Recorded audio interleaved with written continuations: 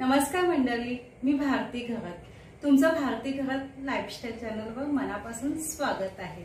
आणि आजची रेसिपी आहे पाला मच्छीची गाबोली आणि ती कशी बनवतात. तर आज तुम्हाला मी आगरी पद्धतीमध्ये गाबोली फ्राय करून दाखवणार आहे. खूप म्हणजे साधी सोपी अशी रेसिपी आहे आणि घरच्याच साहित्यामध्ये ती आपण बनवू शकतो आणि तुम्ही सुद्धा कराल. तर चला पाहूया त्यासाठी आपल्याला काय काय साहित्य लागणार आहे. इथे पाला माशाची गाबोली घेतलेली आहे. 1.5 चमचा आलं आहे, 9-10 लसणाच्या पाकळ्या आहेत, मुठभर कोथिंबीर, 4 मिरच्या आहेत, अर्धा चमचा हळद आहे. इथे लाल मिरची पावडर घेतलेली आहे 2 चमचे आणि चवीनुसार मीठ आहे आणि इथे 1 लिंबाचा रस घेतलेला. इथे आपल्याला गाबोली स्वच्छ करून घ्यायची आहे. तुम्ही बघू शकता हे मागे जे कालसारखं पित्त आहे ते काढून घ्यायचं आहे आपल्याला, नाहीतर मग गाबोली आपल्याला कडू लागते.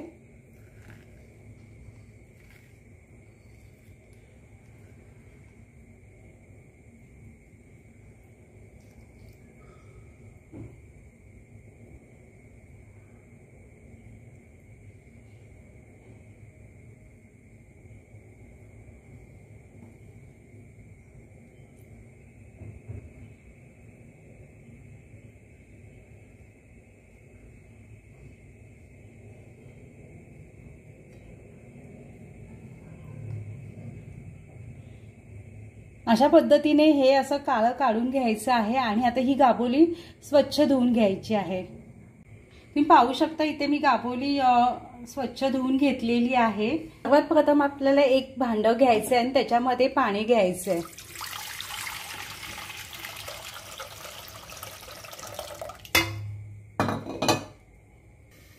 आता इथे पाणी आपल्याला हे गरम करून घ्यायचं आहे, कारण आपल्याला याच्यामध्ये गाबोलीला शिजवून घ्यायची आहे.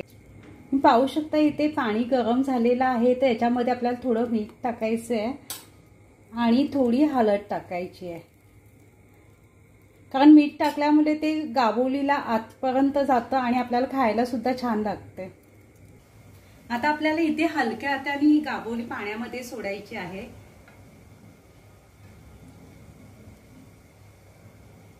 आणि 10-12 मिनिटं ही शिजवून घ्यायची आहे. इथे कोणत्याही माशाची मच्छी जर असेल तर आपल्याला ती नेहमी म्हणजे बॉईल करूनच ती फ्राय करायची असते, कारण जर कच्ची फ्राय केली तर ती फुटू शकते किंवा ती बाहेरून शिजेल पण आतून ती कच्चीच राहणार. त्यासाठी आपल्याला कोणतीही गाबोली असेल तर ती आपल्याला प्रथम बॉईल करून घ्यायची आहे.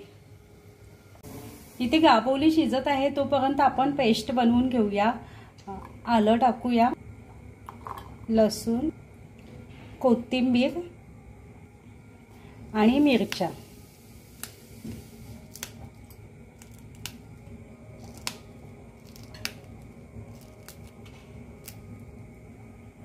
आणि थोडं पाणी टाकूया आणि हे पेस्ट बनवून घेऊया.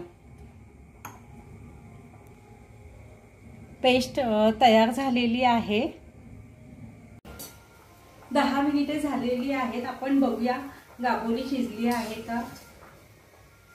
गाबोली खूप मस्तपैकी शिजलेली आहे. आपण गॅस बंद करूया आणि गाबोली काढून घेऊया.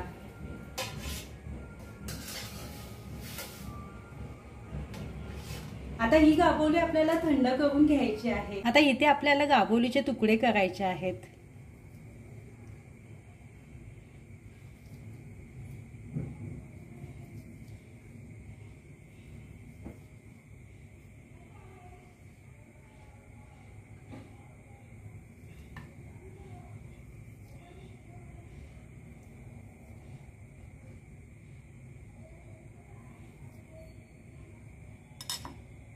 जसे हे तुकडे दिसतात त्यापेक्षा खूप छान लागणार आहेत आपल्याला फ्राय केल्यानंतर. आता आपण मसाला तयार करूया.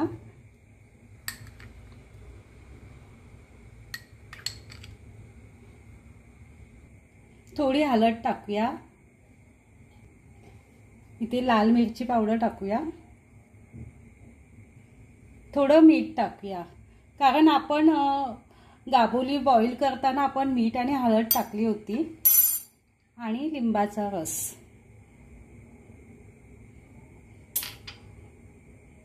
आता हा मिक्स करून घेऊया।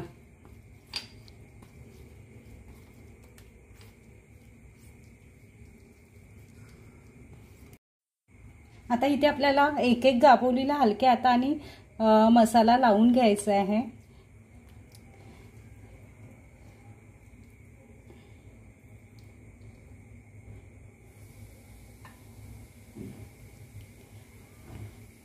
जास्त दाबायची नाहीये, हलक्या हातानेच तिला मसाला लावून घ्यायचा आहे।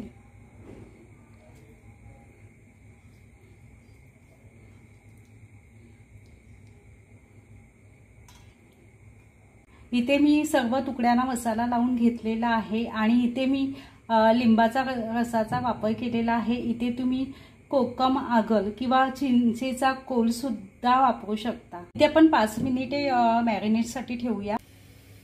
आता आपण ह्या तुकड्या फ्राय करायला घेऊया।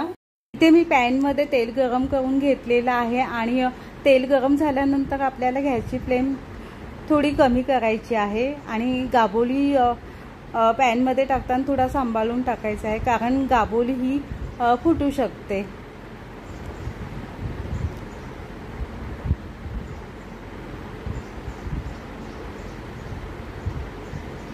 तुम्ही पाहू शकता गाबोलीच्या तुकड्या खूपच छान अशा दिसत आहेत आणि ह्या तुकड्या आपल्याला 5-6 मिनिटे फ्राय करून घ्यायच्या आहेत आणि नंतर पलटी करायच्या आहेत। आता गाबोली आपण पलटी करून घेऊया। खूपच मस्तपैकी शिजलेली आहे।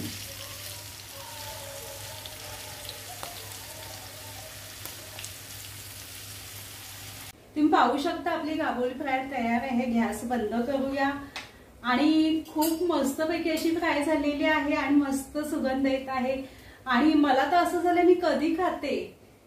तुम्ही सुद्धा अशी घरी ट्राय करा, तुम्हाला सुद्धा आवडेल। खूप सोपी अशी रेसिपी आहे आणि नक्कीच तुम्हाला सुद्धा आवडेल। तर आपण आता एका प्लेटीमध्ये काढून घेऊया।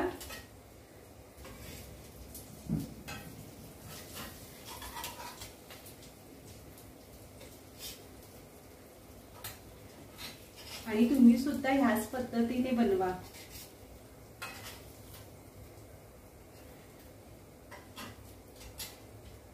खूप अप्रतिम अशा झालेल्या आहेत।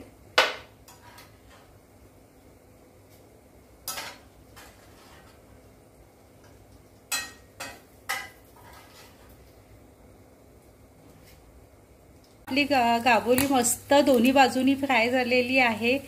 आता आपण काढून घेऊया। गाबोली फ्राय बघून नक्कीच तुमच्या तोंडाला पाणी सुटलं असणार। खूप छान अशी झालेली आहे आणि याची चव पण खूप भारी असणार आहे। अशी गाबोली तुम्ही भात, भाकरी किंवा स्टार्टर म्हणून सुद्धा खाऊ शकता। तुम्ही सुद्धा अशी गाबोली फक्त मसाल्यामध्ये फ्राय करा, याला तांदळाचं पीठ वगैरे लावू नका, कारण अशीच याची चव खूप भारी लागते। मी तर इथे गाबोली फ्राय केली सुद्धा। तुम्ही कधी आणताय आणि कधी ट्राय करताय? तुम्ही नक्की पाल्याची गाबोली आणा, फ्राय करा आणि कशी झाली ते मला सांगा। आणि माझी जर रेसिपी तुम्हाला आवडत असेल तर लाईक करा, शेअर करा आणि अजून नवीन नवीन रेसिपी पाहण्यासाठी माझ्या चॅनलला सबस्क्राइब करा आणि नक्की ट्राय करा बरं का मंडळी। माझा व्हिडिओ तुम्ही पाहिलात, तुमचं मनापासून धन्यवाद।